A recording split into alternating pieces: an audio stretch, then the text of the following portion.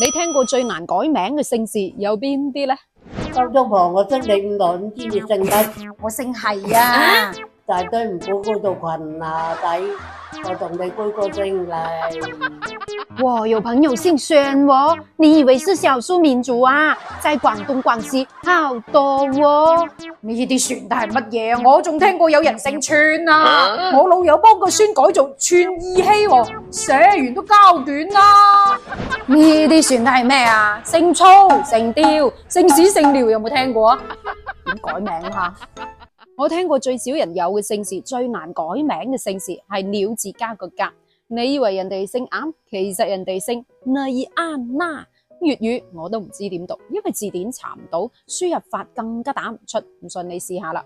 咁喺呢度暫時將佢讀成鴨姓啦吓。嗱，鴨姓係一支住喺雲南麗江以鳥為圖騰嘅家族。咁喺全國大大話話都有10萬人左右係姓鴨嘅喎。咁分佈喺邊度呢？嗱，主要分佈喺北京、四川成都，仲有山西汾陽等地。咁呢個咁罕見又咁有文化歷史意義嘅姓氏，但係好可惜輸入法經已打唔出啦。而呢一個姓氏嘅主人喺辦理證件嘅時候，唯有將個那字拆分開，寫成左右結構嘅鴨字啦。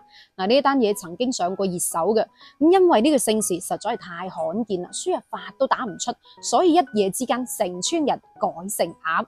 鴨生、鴨太、鴨弟弟你好啊！我那時候想辦個證，他電腦又打不出，所以我就改姓鴨咯。哎喲，沒辦法咯。咁有啲村民覺得無啦啦改姓鴨喎，肯定係唔制啦，所以乾脆跟翻老母姓算啦。嗱，根據當地老一輩嘅村民介紹話，咁那姓嘅起源係嚟自對鳥嘅崇拜，應該係同祖先打獵有關嘅。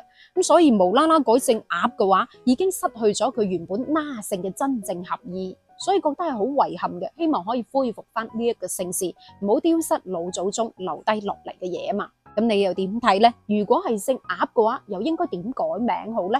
第二個好少人有嘅姓氏，廣東人一見到肯定識得讀嘅，成日講嘅乜乜乜乜，嗱，其實係姓氏嚟嘅，但係用作姓氏嘅時候就唔好讀成乜啦。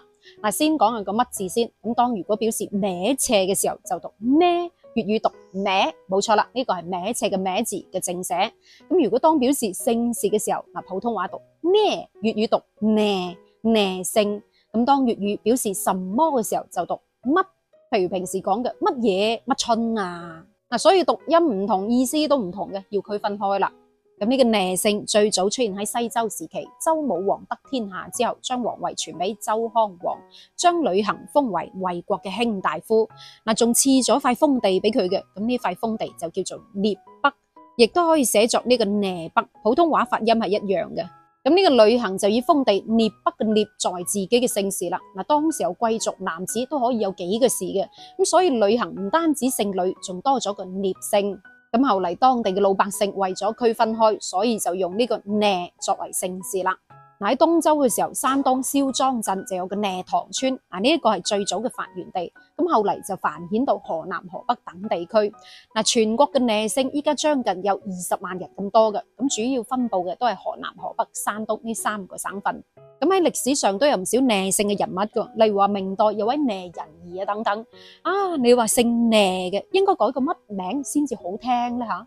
第三個七姓，廣西其實都有人姓七嘅，不過係用呢一個七，兩個七係完全唔同，唔好撈亂喎。呢一個七姓係一個好古老嘅姓氏，咁係嚟自神農，即係炎帝嘅後代。原本係姓姜嘅，但係神農嘅第41代孫，因為隱居於七水，咁即係嗰條七河，咁所以就以呢個七作為姓氏啦。七姓喺全國大大話話都有17.7萬人，其實都唔少嘅。咁喺江蘇同埋四川就最多人姓呢一個七啦，其次分佈喺重慶、甘肅同埋湖南、湖北等地區。你話姓七又應該改咩名先至好聽，唔會有諧音梗呢？一個虎姓唔出奇係嘛？姓雞、姓豬、姓狗就得，人哋姓虎做咩唔得啫？都話12生肖都可以作為姓氏嘅咯。呢個字當用作姓氏嘅時候，可以讀狐，亦都可以讀貓，冇錯，你冇聽錯，可以讀貓嘅呢個姓。根據文獻回回姓氏考裏面就有記載啦，為成都虎氏因不讀虎而讀貓音，即係話四川成都一帶虎氏回族將呢個姓氏讀成貓音。仲有四川南部縣五陵鄉岐山壩村一帶有80幾人都係姓虎嘅，咁但係當地人都將佢讀成貓音。雲南亦都有啲人將虎姓讀成貓。根據當地人嘅介紹係話，佢哋嘅祖先曾經喺雲貴村一帶做皮貨生意，因為喺生意上面忌諱與虎謀皮啊嘛，咁所以佢哋隨機應變介紹自己姓貓。仲有另外一個講法係話，因為怕虎傷人，如果介紹自己叫做虎乜乜，咁好唔老禮噶嘛，所以專登將佢改成姓貓。咁唔理佢係讀虎定係讀貓咧，都係中華文化嘅一部分啊嘛。虎姓喺全國都唔超5萬人，咁主要分布喺北京、浙江，仲有河南、寧夏等地區。咁喺廣東又有冇人姓虎嘅呢？你認識姓虎嘅又係邊位呢？留言話我知啦。咁至於呢個姓氏，唔係話容易讀錯，都唔係話容易寫錯，係好尷尬。你叫佢點改名至得噶？大庭廣眾之下，你叫佢點介紹自己啊？高咩嘅高啊吓？交咗婆，你老公姓咩啊？姓高咯，邊個高？高即係嗰個湯圓嗰個高啊！吓，有個咁嘅姓個？高姓確實好罕見，但係又真實存在喎。起源於上古傳說中4姓之一嘅高堯。咁高堯係最早講司法嘅人。古時候高同高係相通嘅，所以高堯之後就有咗高姓啦。至於高姓喺全國有幾多人呢？真實數據真係查唔到，咁但係可以知道嘅為數嘅人唔多，唔排除有啲因為太難改名、太尷尬啦，所以改為諧音相近嘅姓氏。但係主要分布嘅竟然係我哋廣東隔籬嘅廣西容縣，仲有陝西西安等地區。唔知在座廣西嘅老友記有冇見過姓高嘅朋友呢？至於喺歷史上高姓嘅人物亦都唔多嘅，可以查到嘅就係喺陳朝時期南部都尉有個人叫做高文奏，呢個可以話係高姓嘅代表人物啦。講到呢度又想問下你咯，你話姓高應該改啲乜嘢名又好聽又易記呢？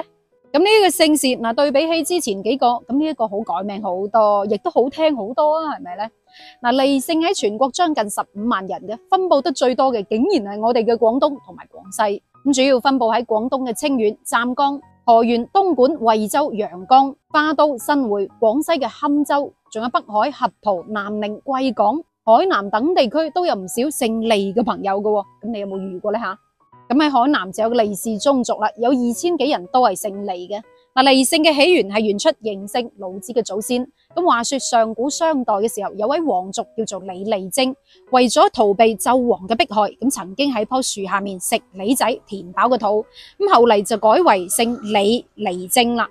咁佢嘅後世人有人根據姓利，亦都有人根據姓李。所以話李姓同埋利姓個遠祖係同一個人嚟嘅，只係利姓出現得比較遲啫。咁李旦就係李利貞嘅第11世孫。呢一個就係利姓嘅起源啦。咁講到呢度又問下你咯，姓利嘅人，你話改啲乜嘢名先至好聽又有意頭呢吓？其實仲有好多生僻字嘅姓氏，譬如我喺肇慶聽過有人姓狗，有人姓摩，有人姓介，有人姓左，有人姓右，仲有人姓把遮嗰個傘啊。單係肇慶啫，就已經有233個生僻字嘅姓氏。咁其實每個姓氏都係代表家族嘅血緣關係，係中華文化重要嘅部分。就算係生僻都好應該俾保留落嚟。你認為呢？好啦，今期嘅問題就係你聽過邊啲稀有嘅姓氏、好罕見嘅姓氏、難改名嘅姓氏呢？留言話我知，我哋下一期再見，拜拜。